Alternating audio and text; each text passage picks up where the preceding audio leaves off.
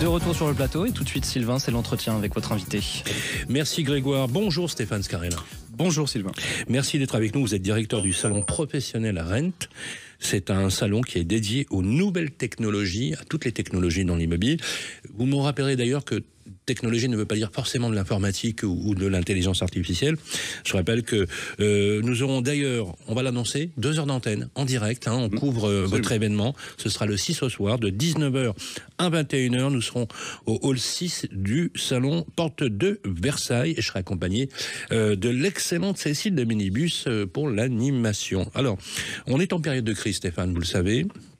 C'est une crise multifactorielle qui touche très durement l'immobilier et qui a vraiment un impact délétère sur le logement des Français. Est-ce qu'on est à un tournant décisif pour l'immobilier aujourd'hui ?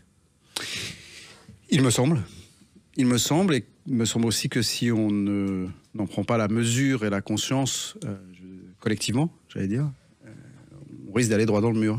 Donc oui, on est à un tournant. Il y a un double effet à cette crise selon moi, à la fois un défi sociétal, clairement identifié, et il y a un défi environnemental. Donc ça fait 2 éléments majeurs. Si on n'en prend pas conscience aujourd'hui, on va au-devant de grandes difficultés pour les Français, pour se loger. Alors évidemment qu'il y a aussi des bonnes nouvelles, puisque dans cette crise-là, il y a quand même des opportunités, il y a de l'innovation, il y a des éléments pour s'en sortir. Mais il faut aller vite. Alors, vous l'avez dit, bien évidemment, puisque vous avez rappelé que l'innovation, c'est quelque chose de beaucoup plus large.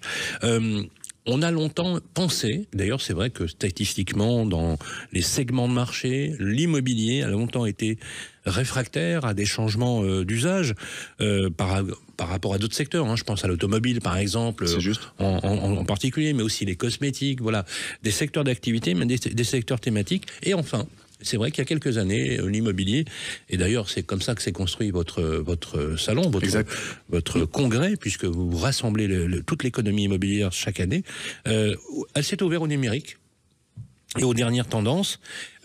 Pourquoi c'est important pour elle d'aborder un changement qui modifie en même temps radicalement leur métier, en rappelant bien sûr, Stéphane Scarella, que tout ça a un impact bien évident sur le logement des Français? Alors c'est essentiel, c'est majeur.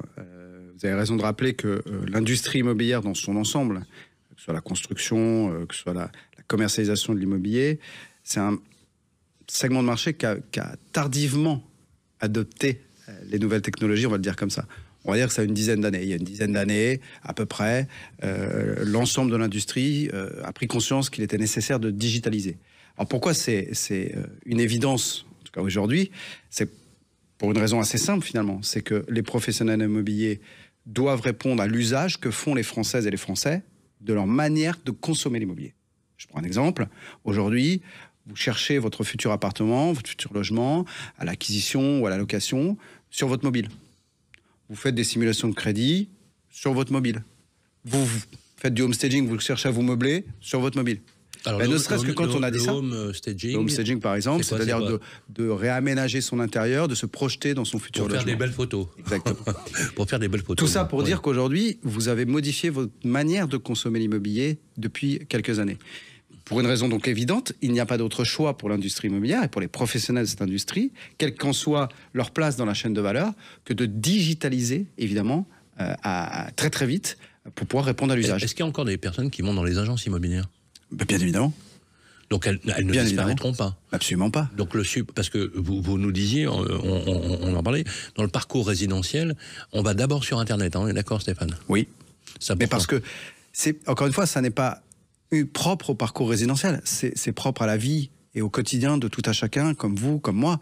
Aujourd'hui, vous faites vos courses, pour partie en tout cas, d'abord avec une amorce sur Internet, ou quand vous changez de télévision, vous allez d'abord surfer sur Internet pour voir ce qui existe, et puis in fine, vous irez peut-être à la Fnac ou chez Boulanger, peu importe. C'est vrai que les auditeurs, les auditrices vont s'y reconnaître. D'ailleurs, si vous souhaitez poser vos questions, vous appelez le 0826 300 300. Alors, vous l'avez rappelé, PropTech, PropTech, donc propriété. PropTech, c'est la contraction de Property Technology. Property Technology, donc property, propriété, et technologie. C'est pas qu'une histoire, effectivement, vous l'avez rappelé, de digitalisation des process, loin de là. On parle de nouveaux usages, de besoins de consommateurs, même dans la façon d'habiter. Vous êtes d'accord ? Ouais, je suis d'accord. Je suis surtout d'accord sur ce que vous avez dit précédemment, c'est qu'il ne faut pas résumer l'innovation à de la technologie. Et probablement que l'innovation d'usage est beaucoup plus grande. Donnez-nous un exemple. Je vais vous donner un exemple. On a depuis quelques années une hausse des taux, même si ça baisse à nouveau un petit peu depuis quelques mois. Mais globalement, il y a une hausse des taux il y a 2-3 ans qui a fait que l'accès au crédit était rendu beaucoup plus difficile pour un certain nombre de ménages. Pour répondre à cette hausse des taux et s'adresser à tous ceux qui n'avaient plus accès ou très difficilement à travers les banques au crédit de manière traditionnelle, eh bien, il y a eu de l'innovation qui est arrivée, et il y a des startups qui sont arrivées, je pense à des gens comme Sésame, des gens comme Estia, qui ont proposé une alternative au crédit, sous forme de leasing, quelque part, de votre appartement. Pour résumer, en fait, comme vous faites un leasing de voiture... On achète l'appartement... Alors, vous trouvez un appartement, vous ne pouvez pas vous l'offrir parce que la banque vous refuse le crédit. Bah oui.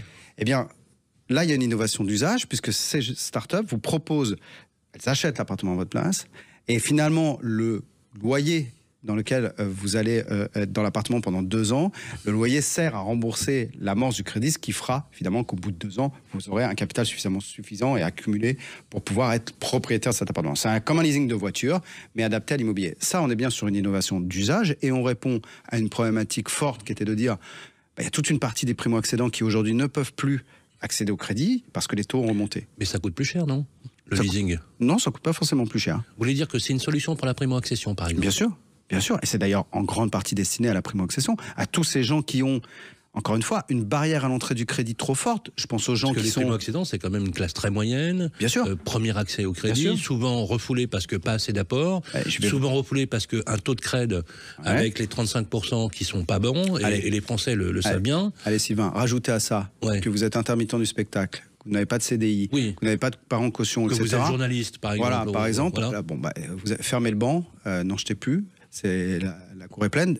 Là, vous avez une alternative pour pouvoir faire l'acquisition du logement que vous avez trouvé.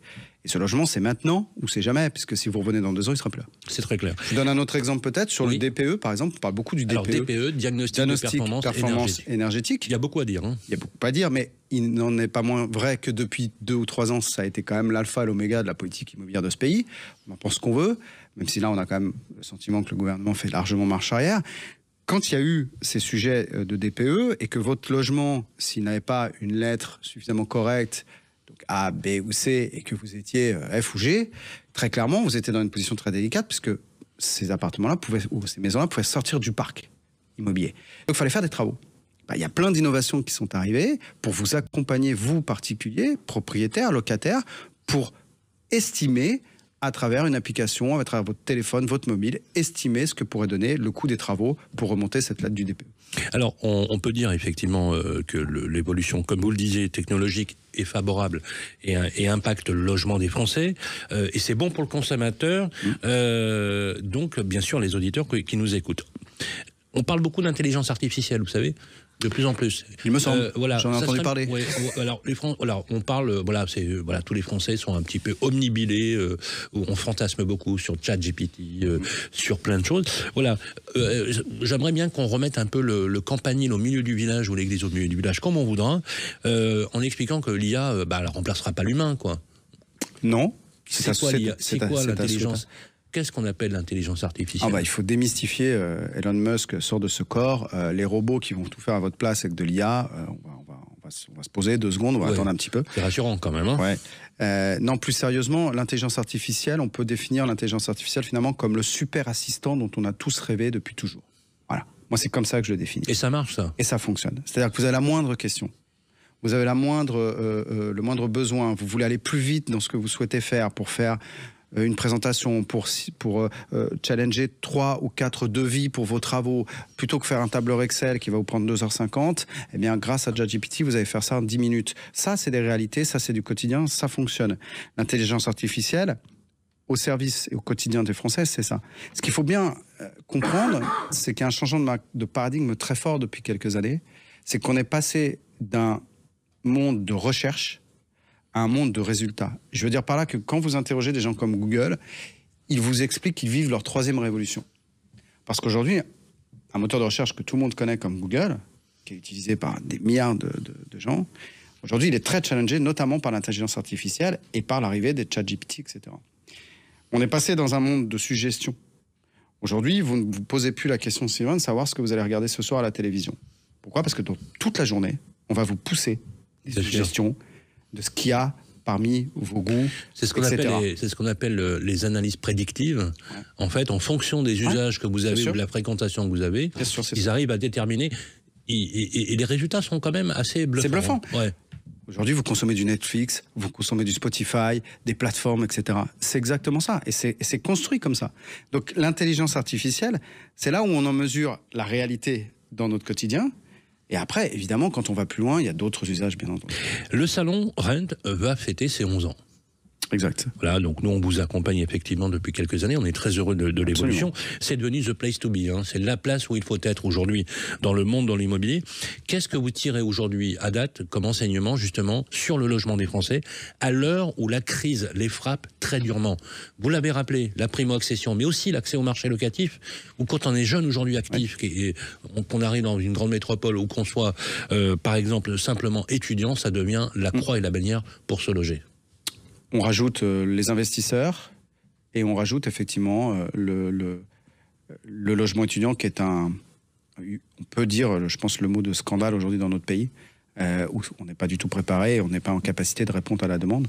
Donc oui, il y a une crise très forte et oui, Rent est devenu probablement un rendez-vous incontournable aujourd'hui, en tout cas pour les jeunes entrepreneurs qui innovent et qui veulent pénétrer ce marché. Merci beaucoup Stéphane Scarella, je rappelle que vous êtes le directeur du salon Rent et on sera avec vous le 6 au soir. Merci à vous. De 19h à 21h avec Cécile de Minibus pour faire la nuit de la PropTech avec vous. Exactement, le rendez-vous est pris. Merci à vous et à bientôt. Bonne journée. Sur Sud Radio.